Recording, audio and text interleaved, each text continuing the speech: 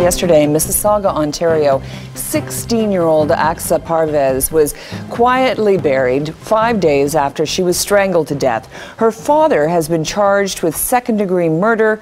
The teen was reportedly embroiled in a dispute with her family over her apparent reluctance to wear a traditional Muslim headscarf. Now, this is the latest and most tragic news sparked by the veil, that very public sign of religious adherence. You're about to meet a woman who was not compelled to wear the hijab. Instead, she chose to. This is Sandra Noe. There was always a little bit of something missing in my life. I guess I was seeking the meaning of it all, but in all the wrong places and in all the wrong ways. At the end of the Second World War, Europe is in ruins. My journey, I guess I could say, begins before I was even born. In 1957, when my parents immigrated to Canada from Mannheim, Germany. My family is Jewish, and during the war they were in hiding. My paternal grandfather was captured and put into a camp, and my mother lost her father. Both my parents, Trudy and Carl, after the war were quite bitter and desperately wanted to start a new life in a new country. They tried really hard to be Canadian. They changed their names and downplayed their heritage quite a bit. Unlike my parents, I reached out and embraced my Jewish faith. But I was still seeking something, I don't know what. And when my search was over, Sandra was gone, and in her place was Selma. Selma was the name I chose when I converted from Judaism to Islam. Selma was one of the Prophet's wives, and she was the nurturer. She was the one that looked after everybody. And to me, that was very close to my own name because I searched the origins of Sandra. Sandra means helper of mankind. My interest in Islam goes way back to the 70s. I was probably about 13 when I heard that Cat Stevens had converted to Islam and was now known as Yusuf Islam. And I found that so fascinating and wanted to know about Islam.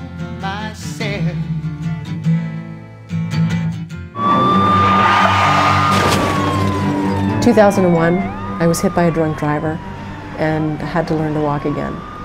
And as my car was flying through the air, I was totally awake, thinking, okay, is this how I'm going to die? At the time that the accident happened, I was in a position in my life where I really didn't know what I wanted to do with the rest of my life. I would say that the biggest turning point was my mother's illness with cancer and her death in 2005. And that really solidified my move towards Islam. I went to India in 2005, 2 weeks after my mother's death. It was the month of Ramadan when I got there.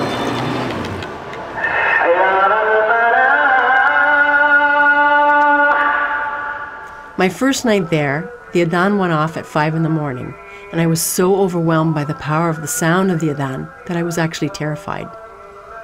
I went to the window, I stood there listening, and there came over me a feeling of complete happiness and peace and belonging.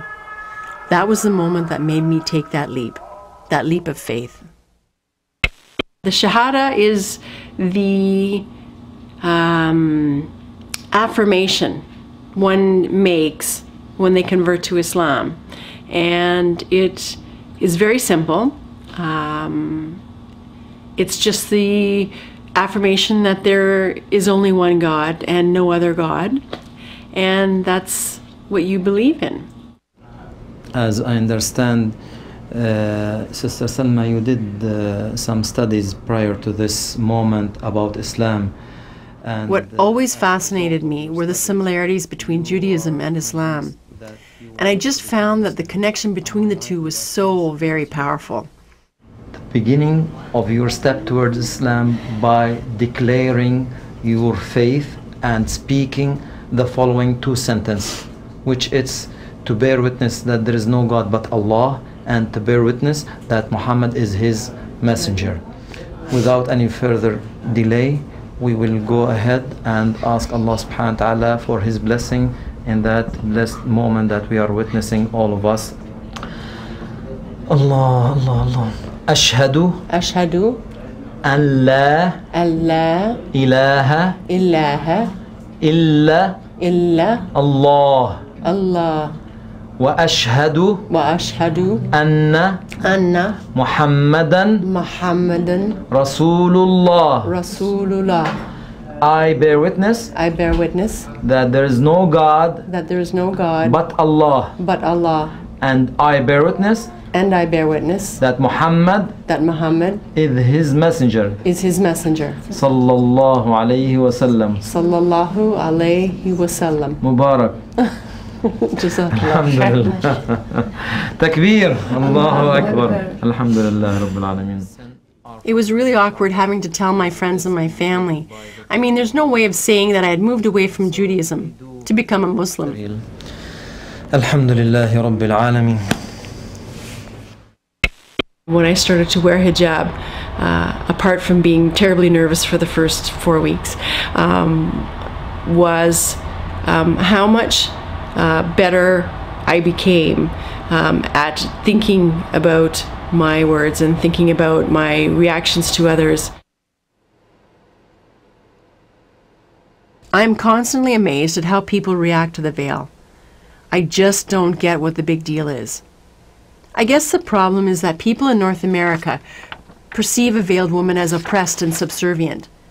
Maybe in some countries or in some regimes that might be true, but not here in Canada. Here we have the freedom to choose, and I chose to do this. What they don't understand is that it is a requirement for women to veil, to cover themselves. It says so in the Quran. I really like wearing this one, and I'm so glad that I've gotten better at putting this on. You know,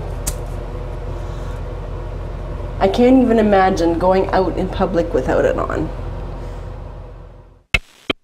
So tomorrow, I'm going to wear my hijab to work for the first time.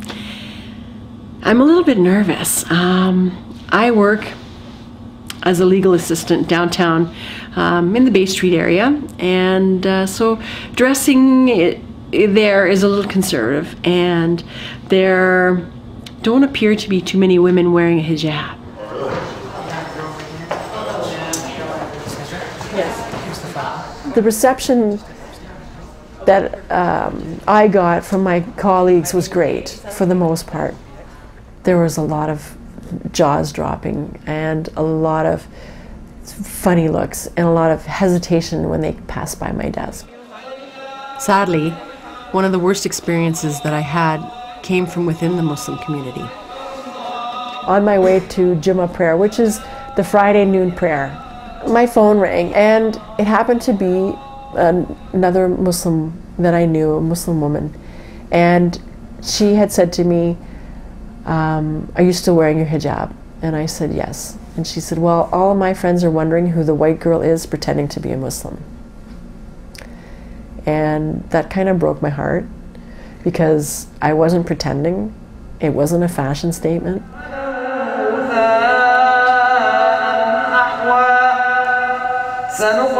People always assume that because I'm North American and that I am a convert to Islam, that I'm making a political statement. And I think it's more about making a statement of who I am in life. I'm a Muslim. And I chose to wear a hijab, no different than a Jewish man wearing a yarmulke. One of the myths that people have is where they see a North American woman who has converted to Islam. They automatically assume if she's married, she must have done it for her husband, because that's the only way to do it. And, you know, wonderfully enough, it's not. I was a Muslim woman wearing the veil much before I met my partner. My partner, Sheikh Jamal Zahabi, came to Canada from Lebanon in the 80s. He's an imam at the Meadowvale Islamic Center. I knew of him, but it wasn't until mutual friends introduced us that we found out how much we had in common. My son Colin, who is now 23, hasn't met his new family as yet, but he's really excited and supportive. Initially, he wasn't so sure about it, probably because it was a lot to deal with at the time, but he's okay now. Growing up, we moved around a lot, and most of my memories were from growing up on a farm. We were quite isolated and only had each other for company. My teen years were very challenging. It's not that I was just rebellious, I was just unhappy. I couldn't stand being at home, so at 17, I left. My father hasn't seen me with a hijab, and my father hasn't met my husband yet. So we are going as a family, and I'm a little bit nervous. I'm not sure what my dad's going to say. I'm not sure how he's going to react. What do you think? Do you think he's nervous? At the time the discovery of my mother's illness, my father and I were not close. We never really had a father-daughter relationship. Thanks, Dad. Oh, the door's good.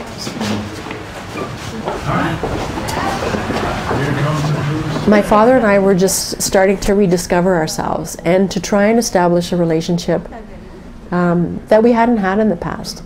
And my conversion to Islam, I think, had given him a little bit of fear that he was going to lose his daughter again, because that meant that my practices would change. How are you meeting you? Nice meeting you too. I'm all in my house. So it's so nice to see you. And really nice, yeah. Nice to see you. So what do you think? What do you think of this? Is it shocking? No, not to me, not with you. No, did you hear that? No, not with you. Have you talked to Karen and Jason about that? Well, I was just going to get at that. They're not taking it like I am. Oh, okay. To them, they have to get, this is something, I got to talk to them a little bit more. They're not prejudiced, don't get me wrong. Yeah. But it's just so foreign to them. Yeah. When my father and I were sitting together in the same room, I was thinking a lot of things. I was happy that we were together, and I really found that he was genuinely happy. For me, it's always been a journey, and whether the journey took me 20 years, 30 years, or my entire life, that's no one can really judge.